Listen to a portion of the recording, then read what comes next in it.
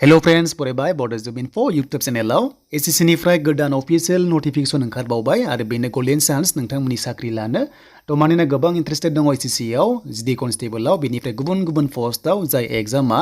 SSC आ conduct खालामनानै थाबैनो साख्रि होयो आरो लोगोसे साख्रि मोनलांगासिनो दङ दा बे नटिसखौ जों नायगोन मानि थाखाय फैदों आरो सेकेन्ड चेनेलाव नोंथांमोना साबस्क्राइब खालामाखैबा खालामना लादो मानोना बेयाव सिगांनि बायदि गुबुन गुबुन हादरनि निउस नोंथांमोना मोननो हागोन आरो लोगोसे नोंथांमोना लेटेस्ट कारेन्ट एफेयार्स आपडेटखौ नोंथांमोना सेकेन्ड चेनेलावहाय मोननो हासिगोन स' बेखायनो जायफ्रा दासिमबो साबस्क्राइब खालामाखै नोंथांमोना खालामना होदो हानायसेबां शेयारबो खालामदो लाइकबो खालामदो कमेन्ट्सबो खालामदो दा गोबाव खालामा जों थांग्रोनोसै SSC नि अफिशियेल साइटआव दा SSC आ मोनसे गोदान अफिशियेल नटिस ओंखारदों जों बेखौनो A to Z नायगोन स' बेखायनो जों फैबाय अफिशियेल साइटआव लेटेस्ट निउस मोनदों 30 अक्ट'बरनि फिन खनसेबाव रिलिज खालामबाय एग्जाम नटिस स' बे एग्जाम नटिसआ मा जों बेखौ नायनोसै क्लिक खालामबाय देन खालामनाय लोगो लोगो नोंथांमोना बेबायदि PDF फाइल डाउनलड खालामनानै नायदो बेनिफ्राय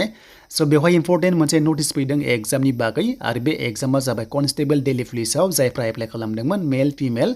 थ' बिनि एग्जामखौ कन्डाक्ट खालामसिगोन एडमिटआ 1 नभेम्बराव नोंथांमोना स्टेटासखौ नायनो हागोन दायो नटिसआ हाथ'वाखै आरो बे एग्जामा नोंथांमोना कन्डाक्ट जासिगोन अनलाइन हिसाबै नभेम्बर 14 निफ्राय जागायसिगोन आरो बेनो जाबाय नोंथांमोना डिसेम्बरावहाय जोबहैगोन थ' नोंथांमोना नभेम्बरनिफ्राय डिसेम्बरनि 3 सिम नोंथांमोना एग्जामखौहाय मोननो थांगासिनो दङ आरो बे एग्जाम पास जाबा नोंथांमोना फिजिकल टेस्टआव थांनांगोन आरो मेडिकल टेस्टआव पास जानानै काट अफ वाइसआवहाय स' नोंथांमोननि साख्रि जागोन स' बिनिफ्राय फिजिकल टेस्टआवल' नोंथांमोननि LMB लाइसेन्स नांगोन एग्जामाव नाङा नाथाय हिन्जावफ्रा लाइसेन्सखौ नांस्राया दाना फैबा सेकेन्ड पइन्टआ जाबाय जिडि कनस्टेबलाव गोबां साख्रि नेगासिनो दङ दा बेनि एप्लाइआ जागोन 24 नभेम्बराव बेनिफ्राय एग्जामा कन्डाक्ट खालामसिगोन अनलाइन हिसाबै बेनो जाबाय 20 निफ्राय फेब्रुवारि एन्ड बेनिफ्राय 20 फेब्रुवारिनिफ्राय जागायनानै मार्चआव जोबहैगोन नोंथांमोना 2 मार्चआवहाय